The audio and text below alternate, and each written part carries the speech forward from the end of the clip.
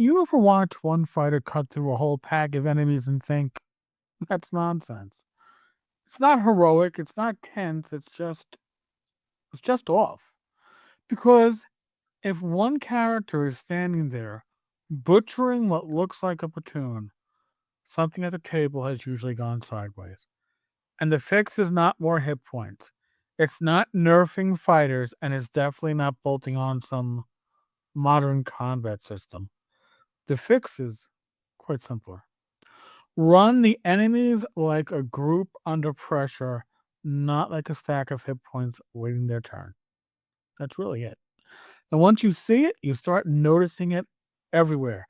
Because in BX, one fighter is almost never actually fighting a platoon.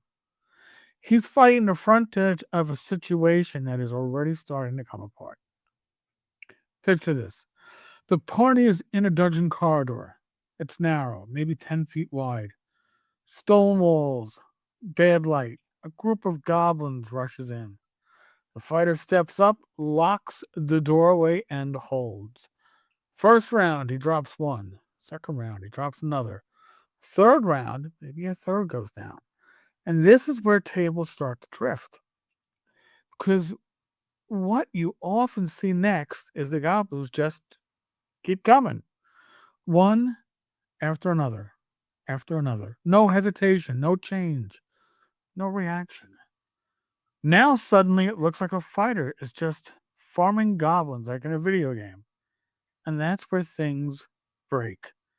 Because that is not how groups behave. Run that same situation again, but this time run it the old school way. Same Carter, same goblins, same fighters, same doorway. First goblin goes down, second goblin goes down, and now stop there for a second. What just happened? Two of them died. Fast. In a confined space right in front of the rest. That's not invisible. That's not abstract. That is a shock. That's where morale comes in. Not later, not at the end, right there. Because the back ranks are watching this happen in real time. They're not thinking, yes, we will continue in orderly fashion to our deaths. No, they're thinking, I don't want to be next. So what happens? The front rank hesitates. The next goblin doesn't rush in clean, he edges forward slower. The ones behind start bunching up. Somebody shouts, somebody starts pulling back. Maybe one tries to drag a wounded goblin away. Maybe the whole line starts to buckle. That feels a lot more like a fight and a lot less like a video game.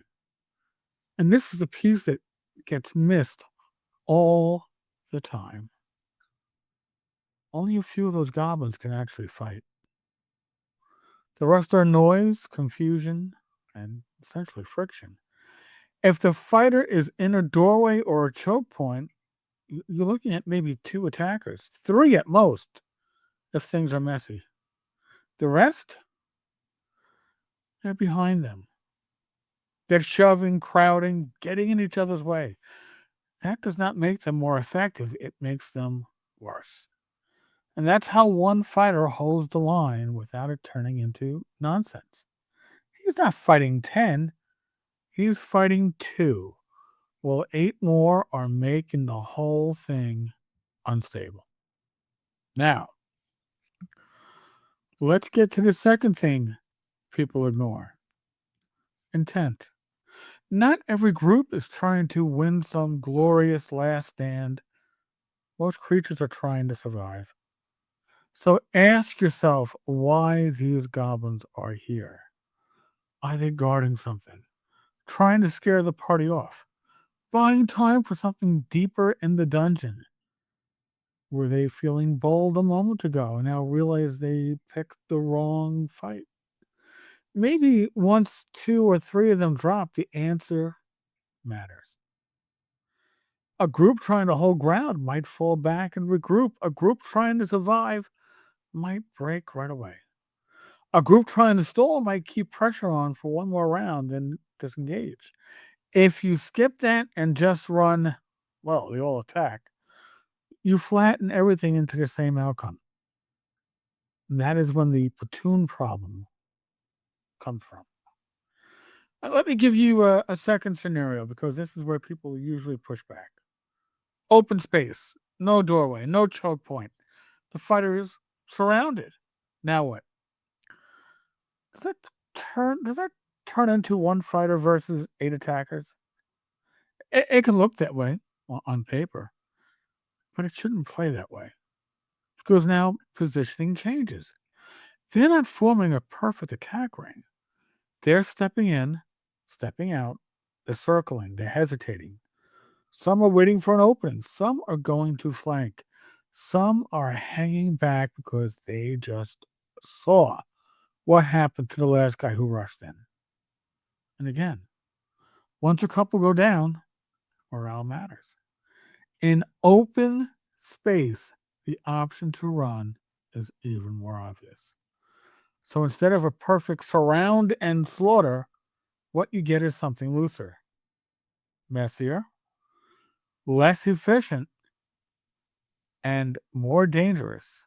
That's for sure, but also more unstable. And that's a lot closer to how a fight actually feels. Now, here's where a lot of tables go wrong.